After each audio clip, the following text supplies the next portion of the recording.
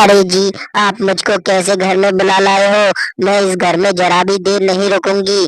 आप तो कह रहे थे कि मेरा घर बहुत ज्यादा सुंदर है और देख लिया तो चौंक जाओगी। और ये क्या खंडर सा घर है। मैं इस घर में जरा सी भी देर नहीं रुकने वाली। अरे तुम चिंता क्यों कर रही हो? मैं बहुत अच्छा घर लेकर आऊंगा।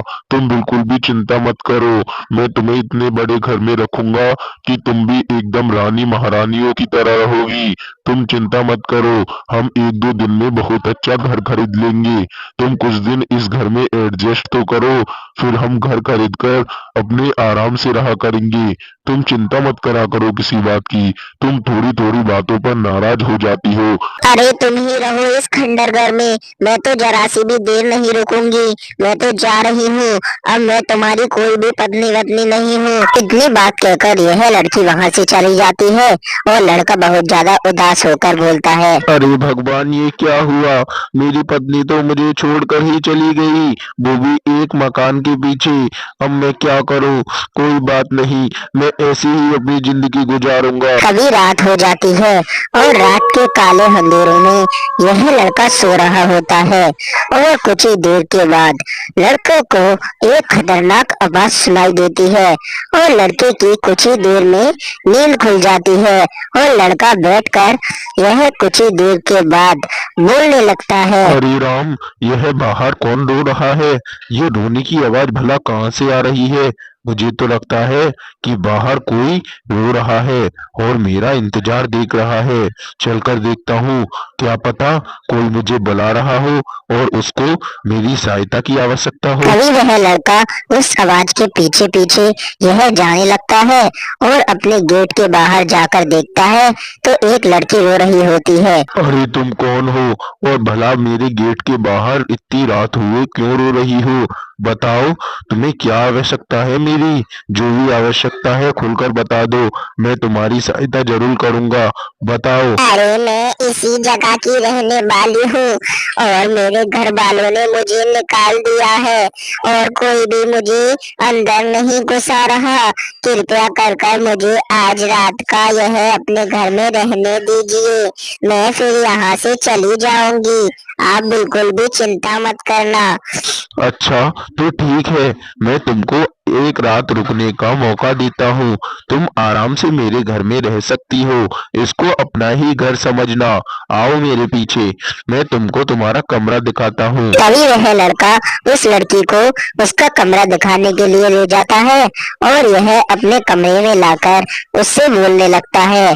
यही है तुम्हारा कमरा और इसमें तुम आराम से सो सकती हो। मैं ऊपर सो जाऊंगा। नहीं नहीं, कोई बात नहीं, मैं नीचे सो जाता हूँ। तुम मेरी अतिथि की तरह हो, तो तुम आराम से ऊपर सो जाओ। ठीक है ना? तुम चिंता मत करना। अरे जी, मैं नीचे ही सो जाऊंगी। मुझको जमीन पे सोने की आदत है। आप बिल्कुल भी चिंता मत करिए। आप आराम से ऊपर सो जाइए। आप मेरी फिक्र मत करो। मैं नीचे ही सोऊंगी। आप ऊपर सो। बिल्कुल भी दिक्कत लेने की कोई भी आवश्यकता नहीं है। मैं हमेशा अपने घर पे नीचे ही सोती हूँ और मुझे नीचे नींद आती है। तो ठीक है, तुम्हारी जैसी इच्छा, मैं ऊपर ही सो जाता हूँ। तुम जैसा चाहती हो बिल्कुल वैसा ही होगा। लड़के की सब इतनी बात कहते ही यह लड़की नीचे सो जाती है और लड़का ऊपर सो जाता है। कुछ ही देर के बाद समय बीतता जाता है और लड़की की अपने आप आंखें खुल जाती हैं और लड़की यह उसी कमरे में खड़ी हो जाती है और यह बोलती है। इस व्यक्ति ने तो मुझे इस घर में रुकने का मौका तक दे दिया। अब बहुत ज्यादा रात हो चुकी है। मैं शिकार के लिए निकलती हूँ, नहीं तो यह कोई मुझे देख लेगा और मुझे मार डालेगा। या फिर इसी व्यक्ति ने अगर मुझे देख लिया तो फिर ये मुझे इस घर से निकाल देगा। जल्दी से चलती हूँ और अपने शिकार को खा जाती हूँ। अब मैं अपने रूप में आ चुकी हूँ। जल्दी से चलकर यह किसी व्यक्ति को पकड़ती हूँ।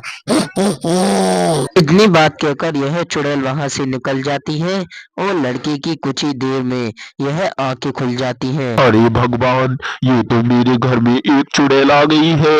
अब मैं क्या करूं? मुझे जल्दी से जल्दी इसको कैसे भी कर मारना होगा। ये मुझे जानती नहीं है कि मैं विष्णु जी का कितना बड़ा भक्त हूँ। मैं इसको एक मंत्र में ही खत्म कर दूंगा। जल्दी से चलता हूँ। तभी वह लड़का उस भूतनी की ओर दूसरे रास्ते से निकल जाता है और यह वो भूतनी एक मांस का टुकड़ा खा रही होती है। तभी बोलता है, ए चुड़ैल, ये तूने बिल्कुल भी अच्छा नहीं किया मेरे साथ। आज तूने इस व्यक्ति को और मार डाला। ये तूने क्या किया चुड़ैल? मैं तुझे बिल्कुल भी जिंदा नहीं छोड़ूंगा। अब देख मैं तुझको कैसे मारती हूँ। मैं इसकी तरह तेरा भी मांस खा जाऊंगी और तुझको भी जिंदा नहीं छोड़ूंगी। अब मैं तुझे भी खा जाऊंगी मनुष्य, और तेरी भी ऐसे ही टुकड़े कर कर कर तुझे मार दूंगी। ये चुड़ैल, तू मुझे ऐसे ही समझ रही है। तू मुझे जानती नहीं है मैं कौन हूँ। मैं विष्णु जी का बहुत बड़ा भक्त हूँ। मैं तुझको इसी जगह भस्म कर दूंगा चुड़ैल। तू यहीं पर जल जाएगी।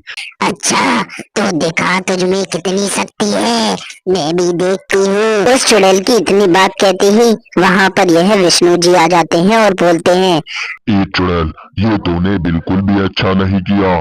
तूने मेरे भक्त को परेशान किया है चुड़ैल। अब मैं तुझे जिंदा नहीं छोड़ूंगा। मैं तुझको इसी जगह भस्म कर दूंगा। ये मेरा बहुत प्रिय भक्त है। अरे मुझ विष्णु जी, छोड़ दो मुझे, छोड़ दो, मैं अब ऐसा कभी भी नहीं करूंगी। तभी चुड़ैल तड़प तड़प कर मर जाती है।